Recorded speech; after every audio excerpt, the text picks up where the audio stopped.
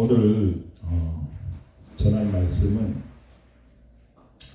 빌립보서 3장 10절에서 12절의 말씀입니다.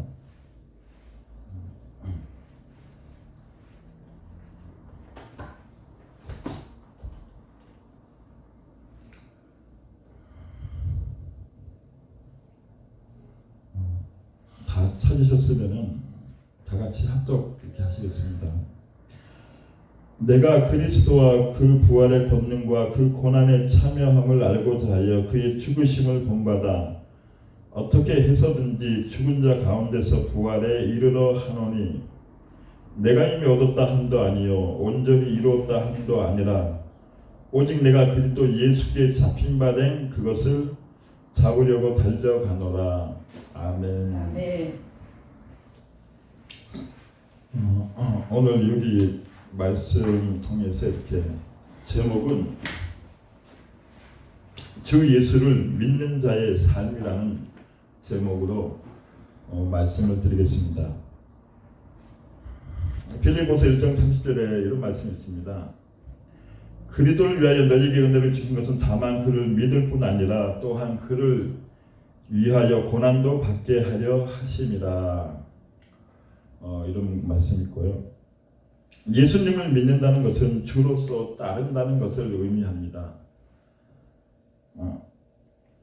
성경의 사복음서에 보면은 예수님의 공생애가 나오죠. 마태, 마가, 누가, 요한.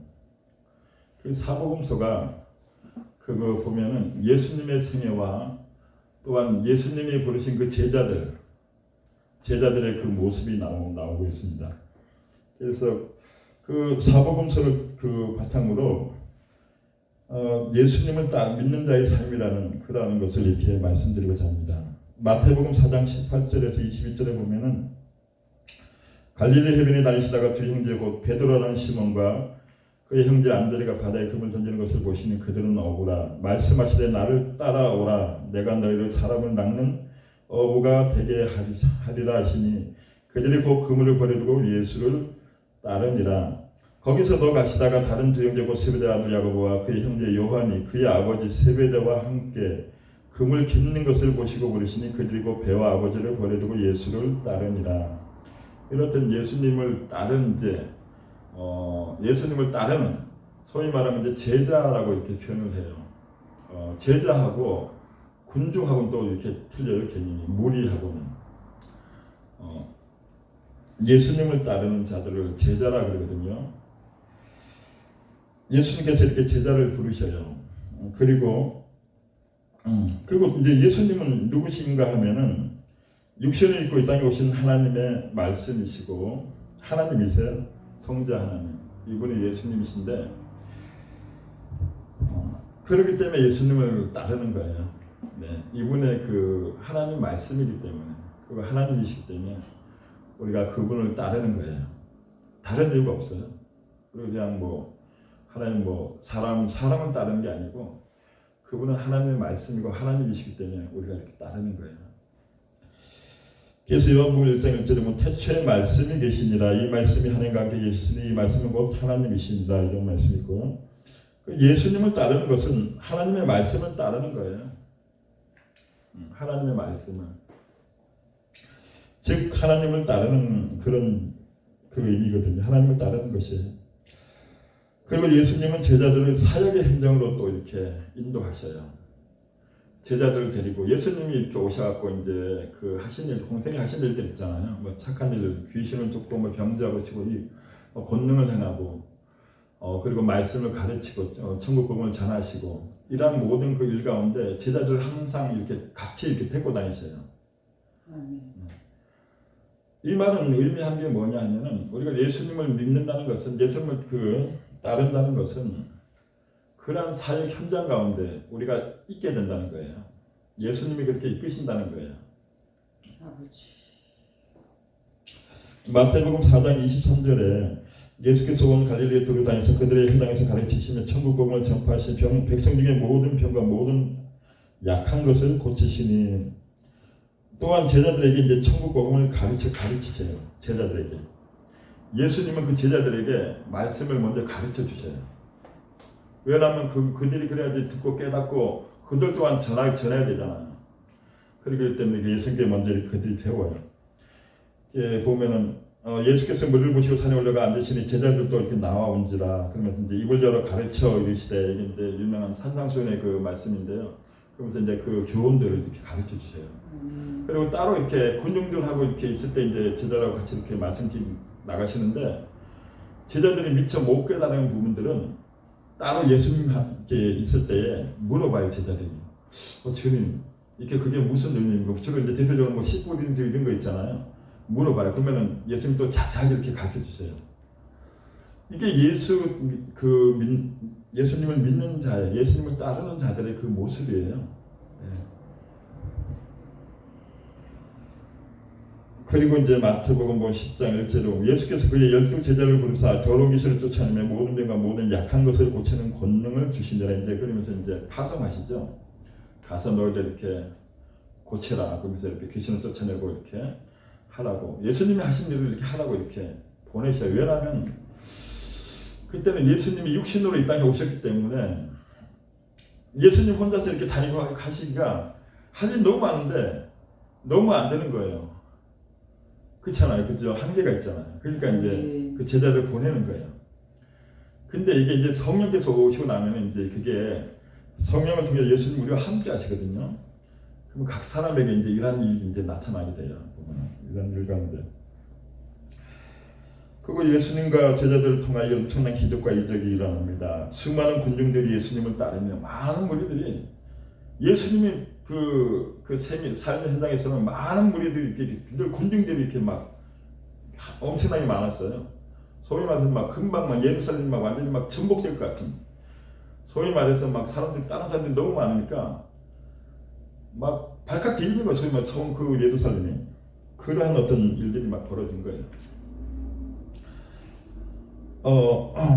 근데 이제 그들이 이제 그러면서 따르면서 어떤 생각이 들었냐면 예수님을 이제 오해하기 시작해요.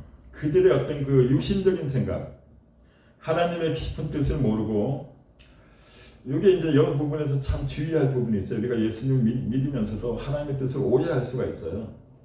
예수님을 자칫 따르는 게 우리의 육신적인 생각으로 쫓을 수가 있거든요. 이거 굉장히 위험해요. 예수님 나중에 경우의 말씀 굉장히 많거든요. 정말 하나님의 뜻을 바로 알고 예수님을 바로 쫓아가야지 그게 예수님께서 인정하는 그게 믿음이에요.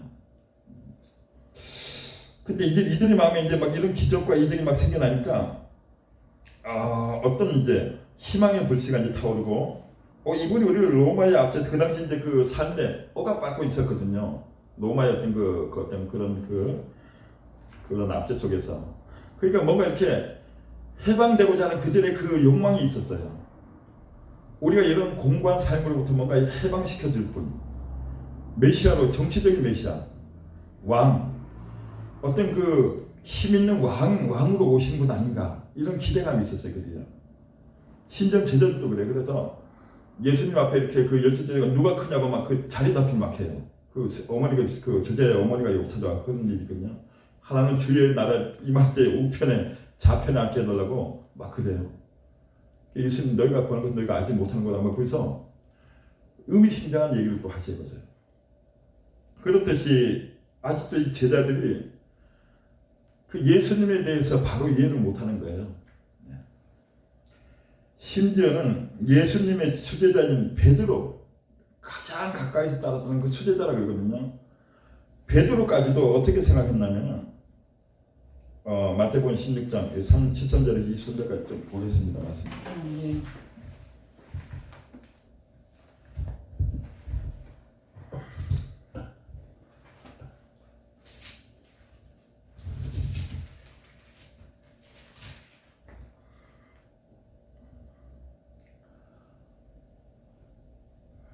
네, 여기 이제 16장 13절에서 이제 23절까지 이제 한번 읽어보겠습니다.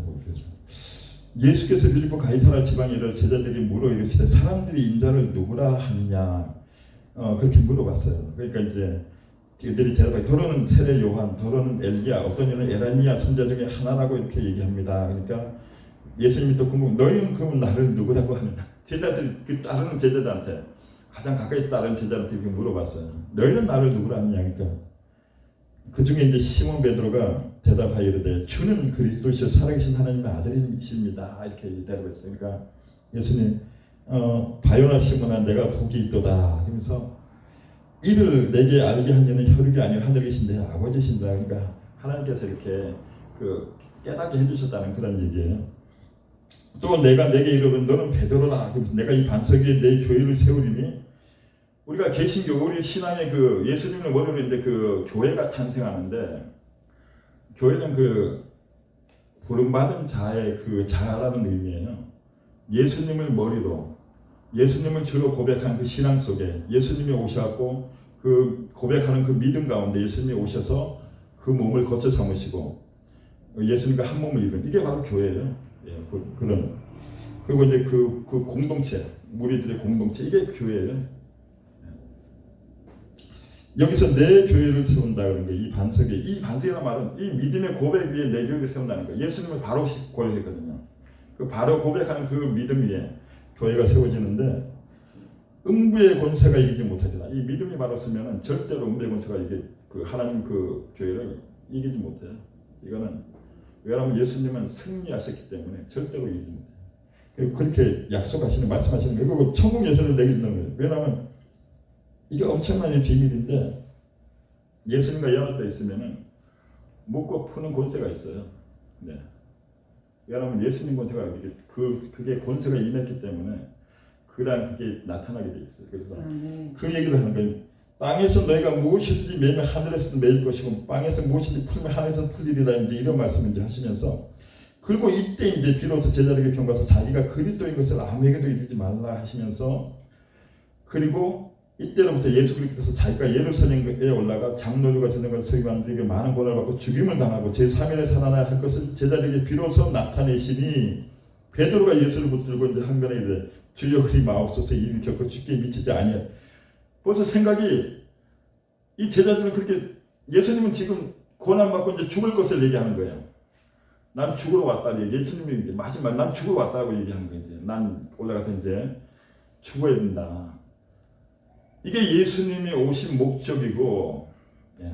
근데 그 가까이 제자들도 이걸 이해 못했어요. 그래서 베드로가 신앙 고백은 제대로 했지만 베드로 생각에는 절대로 예수님 그러면 안 됩니다. 그러니까 뭐 예수님 그렇게 하면 안 됩니다 하고 말을 했던 거예요. 그러니까 예수께서 이제 돌이키시면 베드로에게 이르시되 사탄아 내 뒤로 물러가라. 너는 나를 넘어지게 하는 자로다. 내가 하나님의 일을 생각지 않고 또 사람의 일을 생각하는도다 하시고. 그래서 베드로가 금방 칭찬받았는데 금방 또 사탄이 되어버렸어요. 네. 이게 왜 사람의 생각으로 지금 하나님의 그 뜻을 방해하는 거예요. 왜냐하면 하나님의 그 깊은 뜻을 모르는 거예요.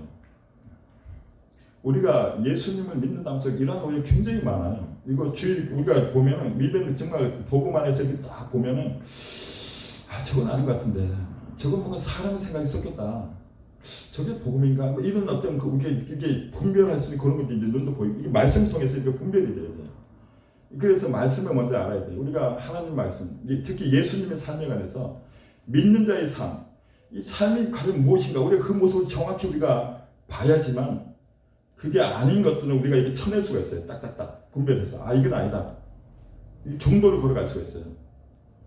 이게 굉장히 중요한 것 같아요. 지금 특히나 이제 이게 초대교회와 지금 신앙이 기독교 신앙이 굉장한 변질을 겪으면서 왔어요. 아시다시피 카톨릭 종교개혁이라는 게 있어요. 그 어두운 그 시기에 교황이 이렇게 카톨릭 쪽에서 이렇게 막 보면 막 그 면제권을 팔고 엄청난 그 하나님 말씀하고 장난질을 많이 해요. 소위 말해 장난질을 한 거예요. 그러니까 루터라는 신부가 딱 보면 도저히 그건 아닌 것 같아요. 뭐 구원을 받는데 뭐 고행을 해야 되고 막 여러 가지 막 있는 거예요. 그래갖고 믿음으로 이제 그렇게 되는 거 이게 하나님이 그 눈을 열어주셨고 진리를 보니까 이건 아니다고 싶고 그때 목숨 걸고 종교개혁을 단행한 거예요. 교황의 그 교권 그때 엄청났거든요. 모든 세계 교황의 그 권위 아래 있었어요. 말 한마디 잘못하면 그냥 과잉시키는 거예요. 엄청난 종교적인 그거 갖고 사람을 억압하고 막 그런 시대거든요. 그래서 개신주가 그래서 그 정신으로 개신주가 이렇게 나온 거예요. 그때 당시 이제 그 신앙의 그 개혁자들이 많이 났어요. 그 힘을 얻어갖고 막 그 찌핑걸 막 이런 사람들 해갖고 여러 가지 그 교파들이 막 생기고 뭐 침례교도 그때 막 일어나고 어쨌든 그래서 개신교가 지금까지 이렇게 뿌리를 이어갔거든요. 근데 개신교 또 역사를 보면 교회 역사가 항상 그래요. 하나님 말씀이 계속 개혁이 일어나야 돼요. 왜냐하면 우리가 그 어떤 그 연약성이 좀 있어요.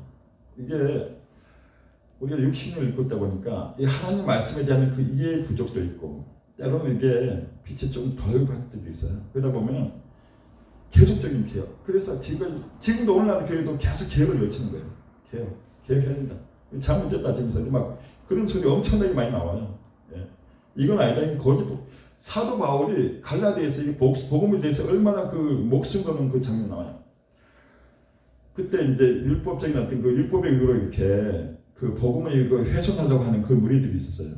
이 사도 바울이 막 흥분해갖고 저주를 받을지라 그랬어요. 내가 너희에게 전한 복음 외에 다른 것을 전하면 너희가 저주를 받을지다. 하늘에서 이런 천사라도 이 하나님의 복음에 다른 것을 섞으면 저주 받을지라. 그래서 막 엄청나게 막 그 광문에서 그 보면 쓴 게 있어요. 그런 열정이 있어갖고 보기에 이게 하나님께서 귀하게 쓰신 것 같아요. 복음을 위해서 그 사수하고자 하는 그 정신이 있었어요. 하나님 말씀에 대한 그 사수하고자 하는 그 노력. 저는 개인적으로 하나님의 일꾼이라고 하면 하나님 말씀에 진짜 목숨을 걸고 이걸 말씀을 어떻게 하든지 내가 이거 진리를 바로 깨달아갖고 바로 전해야 된다는 그런 생각을 가져요. 이 하나님 말씀이 훼손되면 엄청나게 오래된대요. 예수님의 당시에도 보면 바리새인과 서기관들이 그들이 그 구약 성경을 갖고 있었어요. 하나님 말씀을 갖고 있지만 그들은 사람의 교훈을 갖고 그 하나님 계명을 교묘하게 섞어버렸어요. 그게 그들의 편에 대해서. 예수님 그들 호되게 이 독사의 자식들아. 그리고 제자들이 뭐냐면 그들이 말하는 거 옳은 거는 너희가 들으라는 거예요. 옳은 거는 하나님 말씀이라고 아멘 받고 아닌 것은 거부하는 거예요. 바리새인들 누구 주의하라 그랬거든요. 오늘도 저희들이 그런 지혜가 있기를 바래요. 왜냐하면 하나님 말씀이는 무조건 아멘해야 돼요. 누가 얘기하는지. 어린애가 얘기해도 하나님 말씀이라고 막 아멘 하면서 말씀 들어야 되고 하나님 말씀 아니면 누가 얘기해도 거부해야 돼. 그거 받지 말아야 돼. 그건 하나님 아시는 거예요. 그게 하나님께서 요구하시는 우리의 신앙이에요. 예수님 그래서 이 베드로로 수제자로 지금 오해를 한 거예요. 지금 예수님을 따르는 삶이 무언가를 오해한 거예요. 예수님이 말씀한 거예요. 나는 죽으러 왔다. 나를 따르는 자는 죽어야 된다는 거예요. 살라고 하면 죽는 거예요. 그래서 이제 예수님이 뭐라고 이제 그 다음에 얘기를 하시냐면 누구든지 나를 따라오려거든 자기를 부인하고 자기 십자가를 지고 나를 따를 것이니라. 누구든지 제 목숨을 구원하고자 하면 잃을 것이고 누구든지 나를 위해 제 목숨을 잃으면 찾으리라. 그래서 만일 온 천하를 놓고도 제 목숨에 무엇이 유익하겠느냐. 사람이 무엇을 주고 제 목숨과 바꾸느냐. 인자가 아버지의 영광을 그리고 천사들과 함께 오리니. 예수님이 이제 다시 오신다. 그때 심판대로 오실 때 그때 각 사람이 행한 대로 갚으되. 굉장히 무서운 말씀이에요. 진짜 예수님의 그 말씀에 엄청난 무서운 말씀이 너무 많아요. 우리가 그거에 대해서 우리가 신중하게 생각을 해야 돼요. 왜냐하면 제가 예전에 그런 말씀드려요. 예수 믿다가 지옥 가면 제일 불쌍한 사람들이더라고요. 예수 믿다가 지옥 가면. 아멘. 우리가 이 고생을 한다면 예수 믿다가 그냥 우리가 진짜 그러니까 잘 믿어야 돼요. 바로 믿어야 되고. 내가 진짜 예수님 나를 안다 해야 돼. 우리가 예수님을 안다고 하면 상관이 없어요. 예수님이 인정하는 믿음이 돼야 돼요. 제가 또 그 말씀을 또 한번 찾아볼게요. 아버지 주여.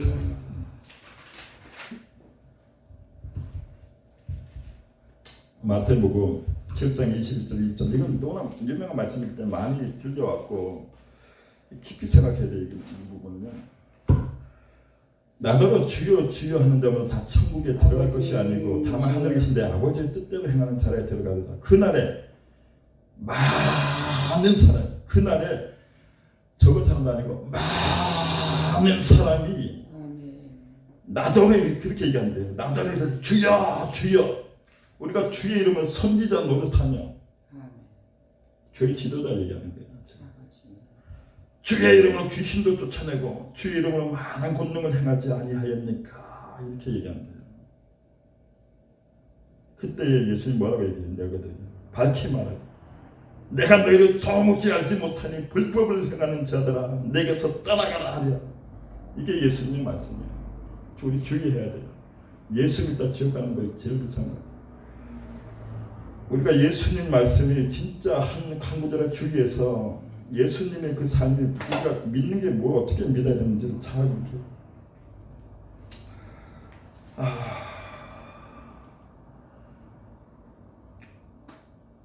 야고보서도 보면은 행함이 없는 믿음에 대해서 나오잖아요. 귀신의 믿음. 귀신도 사실 하나님 믿고 떨어요. 그 하나님의 존재에 대해서 끝나려고 행함이 없다고 이렇게 비판하잖아요.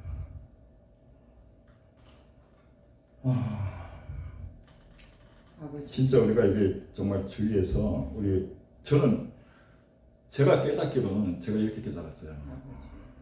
이게 믿는 것은 죽어야 되는 거다. 죽으러 가는 거다. 예수님이 가신 길, 십자가의 길을. 우리가 그 제자들 한번 봐봐요. 그들 예수님 당시에는 그들이 사실 그게 하나님의 뜻이 있어요. 왜 십자가 같이 못하냐? 다지면 안 돼요. 그들은. 왜냐하면 그거는 그 예수님의 고통한 그 구속 사역이기 때문에. 그렇지만 그들이 성령을 통해서 이렇게 예수님이 그 아들 안에 다 이렇게 함께 계실 때는 다 십자가에서 그들이 죽음을 순교를 해버려요. 예수님 가신 길 그대로 따라가요. 예. 그 말씀대로 진짜 예수님이 가신 그 삶을 그대로 따라갔어요. 저는 그게 바른 신앙이라 생각해요. 오늘날 보면은 좀 약간 사람 생각 섞였고 예수 믿어갖고 이게 성공하고자 하는 그런 게 있는 것 같아요. 뭔가 이렇게 뭐 보기를 누리려는 건지 세상에 하고 이렇게 짝을 하려는 건지. 아버지 근데 하나님 말씀만 내가 아무리 봐도 이 복음서 보면은 이게 우리가 성경을 우리 하나님 말씀으로 인정하잖아요, 그죠? 하나님 주신 말씀 우리가 따라야 될 표준으로 아는데 전혀 그게 없어요. 신학 보면 그때도 그 제자들도 보면 다 그 고난 가운데 예수님의 그 고난에 그 동참해서 이렇게 따라가면서 이렇게 예. 십자가가 없으면 부활이 없어요. 예. 우리가 예수님의 십자가 그 길을 걷지 않으면 부활의 영광 없어요. 부활의 소망을 가진 자들은 십자가의 길을 걷게 돼요. 사도 바울도 그랬고요. 사도 바울이 그 부활의 소망을 갖고 그래서 그 자기 육체에 그리들 남은 고난이 있다고 본 거예요. 예수님의 그 남은 고난, 영으로 성령으로 오신 그 예수님께서 그 안에서 그 바울을 통해서 이렇게 다시 그 예수님의 삶으로 바울을 이끌으신 거예요. 근데 바울이 어땠어요? 고난 가운데 결국은 그렇게 또 이렇게 세상을 또 이렇게 같이 하나 떠났잖아요. 그게 믿음의 삶이라고 저는 생각해요. 이 땅에서 잘 먹고 잘 살고, 저는 그러다가 진짜 제가 볼 때는 예수님이 그때 내가 너 모른다. 너 그래, 너가 뭐 큰일 했고 좋아. 그래. 근데 난 너 몰라. 이렇게 할 수도 있어요. 솔직히 말해서. 말씀을 보세요. 말씀 보면은 그게 보일 거라 저는 생각해요.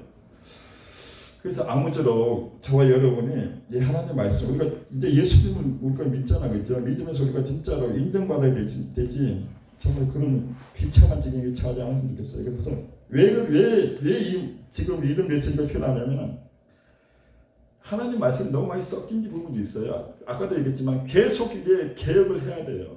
하나님의 말씀의 빛이 드러나야 되고 진짜 그 복음의 그 진리가 뭔지를 계속 외쳐져야 되고 왜 지금 계속 우리가 여러 가지 메시지가 나오잖아요, 그렇죠? 왜 한국 교회가 지금 막 그에 대해서 비판이 얼마나 많이 나와요? 땅에 떨어졌다. 세상에 지금 막 발차고 막 하고 있다. 그리고 왜 대형 교회 목사님들이 비난의 대상이 돼갖고 지금 막 그렇게 그거 막 선지적인 메시지가 얼마나 많이 나와요, 막. 또 천국 간 사람들이 증언하게 돼요. 예수님은 그들이 거기 천국이 없다는 거예요. 나 그들 모른다. 아니 어떻게 그런 일이 벌어져요? 내가 예수님을 위해 그렇게 큰 일도 하고 선지자 노릇도 하고 많은 권능도 행했고 귀신도 쫓아내고 막 그렇게 했는데 왜 어떻게 내가 예수님 나를 모른다 하실 수 있어요? 코드가 안 맞으면 그래요. 예수님의 생각과 하나님의 뜻에 따르지 않고 나의 생각을 가면은 그런 일이 벌어지는 것 같아요. 아무쪼록 우리가 주의해서 저와 여러분이 정말 한 사람도 우리가 진짜 이거 최종적인 목표 예수님 앞에 이렇게 칭찬받아야 되나 그죠? 수고했다, 종아, 착한 종아 그러면서 그래, 아유, 잘했어 그러면서 그럼 우리가 얼마나 그거 좋겠어요. 우리 그거 바라고 지금 이렇게 고생하는 거잖아요, 그죠? 아버지 그런 은혜가 우리에게 모두에게 충만히 있기를 바라며 말씀을 맡겠습니다. 네. 잠깐 제가 기도하고 하나님 아버지 정말 두렵고 떨림으로 하나님 말씀을 대하고 주님을 이렇게 따르는 것이 하나님 아버지 정말 우리가 이렇게 이 땅에서의 부귀 영화를 꿈꾸는 것이 아니고 저 하늘의 부활의 소망을 가지고 우리가 주님 가신 그 길을 우리가 주님 안에서 이렇게 주님을 쫓는 것임을 이렇게 기억하게 됩니다. 하나님 우리에게 이러한 은혜가 충만하게 하여 주시옵소서. 세상 유혹에서 우리를 지켜주시옵소서. 사단의 그 어떤 유혹들 하나님 우리를 순정케 하시고 정말 우리가 주님을 따르는 것이 부끄러운 일이 되지 않도록 하나님 긍휼을 베풀어 주시옵소서. 감사합니다. 우리 주 예수님의 이름으로 기도드립니다. 네.